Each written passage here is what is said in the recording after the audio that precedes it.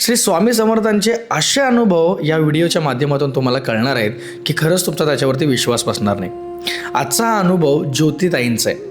असे तुमच्यापैकीच लोकांचे अनुभव आम्ही लोकांच्या समोर सांगून श्री स्वामी समर्थांची प्रचिती कशी झाली किंवा आयुष्यात बदल कसा घडतो, त्यासाठी काय करावं लागतं, काय करावं नाही लागत, हे सगळं तुमच्याकडूनच आम्हाला प्रतिक्रिया येतात आणि त्याच आम्ही व्हिडिओच्या माध्यमातून लोकांच्या समोर पोहोचवतो. तुमच्याकडे देखील तुमच्याकडे देखील जर अशी कुठली स्टोरी असेल, जर कुठला असला अनुभव असेल तर नक्की डिस्क्रिप्शन बॉक्समध्ये एक लिंक आहे. त्या लिंकवरती क्लिक केल्यानंतर गुगल फॉर्म ओपन होईल. त्याच्यामध्ये तुमचं स्वतःचं नाव टाका. जर नाव घ्यायचं असेल व्हिडिओमध्ये तर, जर घ्यायचं नसेल तर नाव न टाकता खाली तुमची पूर्ण स्टोरी टाईप करून आम्हाला सेंड करा. तुम्हाला नक्कीच नेक्स्ट व्हिडिओमध्ये त्या स्टोरीच्या माध्यमातून तुमची स्टोरी लोकांच्यापर्यंत पोहोचवण्याचा प्रयत्न आम्ही नक्की करू.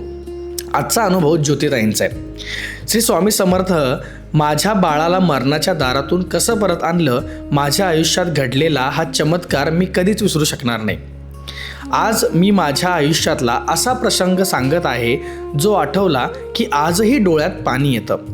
हा अनुभव सांगण्याचं एकच कारण आहे, ज्यांच्या आयुष्यात आज संकट आहे त्यांनी आशा सोडू नये. तुमचे व्हिडिओ मी 2 दिवस झालं बघत होते. त्यामध्ये लोकांचे अनुभव बघून मला देखील वाटलं की माझा अनुभव नक्की लोकांच्यापर्यंत पोहोचावा. माझं नाव ज्योती आहे. काही महिन्यांपूर्वी माझं छोटंसं बाळ अचानक खूप जास्त आजारी पडलं होतं. सुरुवातीला आम्हाला वाटलं साधा ताप असेल, औषधं घेतली की बरं होईल. पण जसा जसा दिवस पुढे गेला तसतशी त्याची तब्येत अजूनच जास्त बिघडत गेली. त्याला नीट श्वास देखील घेता येत नव्हता. हे सगळं मी डोळ्यानं बघत होते. अंगात अजिबात ताकद उरली नव्हती. डोळे मिटत नव्हते. तो माझ्याकडे बघत होता पण काही सांगू शकत नव्हता. त्या क्षणी माझं हृदय अक्षरशः तुटत होतं. आम्ही एक क्षणही न दवडता त्याला मोठ्या रुग्णालयात देखील घेऊन गेलो. डॉक्टरांनी तातडीने तपासण्या सुरू केल्या. अनेक मशनी त्याला लावल्या. माझ्या बाळाला एवढ्या मशनी लावलेल्या बघून खरंच हृदयामध्ये चर झालं. नर्स आणि डॉक्टर सतत धावत होते. प्रत्येकाच्या चेहऱ्यावर गंभीर भाव होता. मला वाटायचं काही टाईमनंतर सगळं बरं होईल, पण तो बरं होण्याचा टाईम काही येतच नव्हता. थोड्या वेळाने डॉक्टर बाहेर आले. त्यांनी आम्हाला बाजूला बोलवलं आणि शांतपणे बोलले, आम्ही आमच्या परीने सर्व प्रयत्न करत आहोत, पण परिस्थिती खरंच खूप गंभीर आहे. पुढचे काही तास खूप महत्त्वाचे आहेत. आता कोणतीही हमी देता येणार नाही. माफ करा. हे शब्द ऐकताच माझ्या पायाखालची जमीनच सरकली. आई म्हणून माझ्या डोळ्यासमोर फक्त माझ्या बाळाचा चेहरा दिसत होता. मी रडत होते, पण त्या क्षणी मला जाणवलं की माझं रडणं माझ्या बाळाला ताकद देणार नाही. मला स्वतःला सावरलं पाहिजे आणि मी किती जरी प्रयत्न केला तरी मी सावरू शकत नाही आहे. त्यासाठी एकच गोष्ट करायला हवी. रुग्णालयाच्या कोपऱ्याला जाऊन मी डोळे मिटले आणि मनापासून श्री स्वामी समर्थांचा धाव सुरू केला. स्वामी, माझ्याकडे काहीच नाही हो. माझ्या बाळाशिवाय माझं जगच नाही आहे. त्याला वाचवा स्वामी. त्याचं दुःख मला द्या, पण त्याला सुरक्षित ठेवा. त्या दिवसापासून माझ्या ओठांवर सतत एकच नाव होतं, श्री स्वामी समर्थ, श्री स्वामी समर्थ.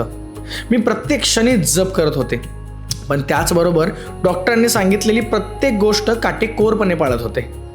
स्वामी समर्थांचा धावा केल्यामुळे मी स्वतः खूप जास्त आतून निर्भर होत होते, घट्ट होत होते. औषधांची वेळ, उपचार, तपासण्या, कशातही हलगर्जीपणा मी अजिबात केला नाही. मला वाटलं श्रद्धा म्हणजे उपचारांना पर्याय नाही.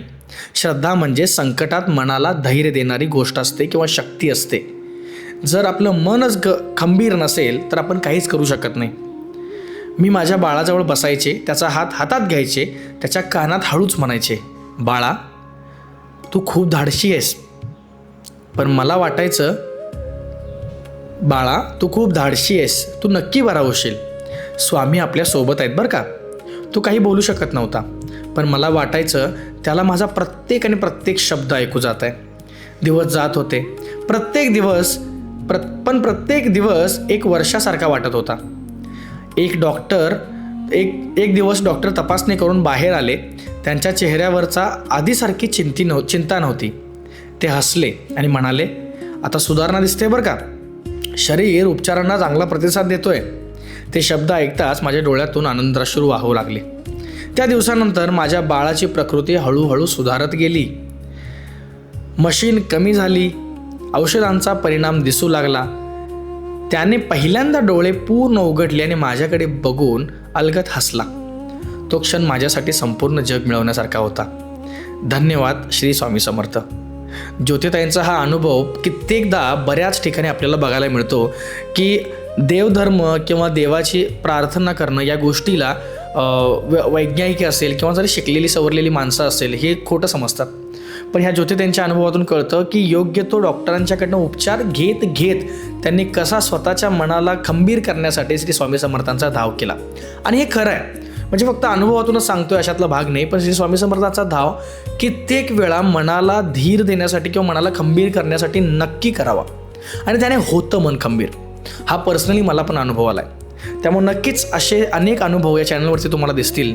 नवीन असाल तर नक्की सबस्क्राईब करायला विसरू नका. आणि असे तुमच्याकडे देखील अनुभव असतील तर नक्की आम्हाला पाठवा. आणि काय आहे, या व्हिडिओच्या माध्यमातून लोकांच्या अनुभवाच्या माध्यमातून फक्त आणि फक्त तुमच्या मनामध्ये खंबीरपणा यावा. तुम्ही ज्या संकटामध्ये अडकला आहात, ज्या प्रॉब्लेममध्ये अडकला आहात, तुम्ही कुठंही अडकला असला तरी त्यातून बाहेर निघण्यासाठी तुम्हाला या लोकांचे सगळे अनुभव आहेत, या अनुभवाचा पाठिंबा मिळेल.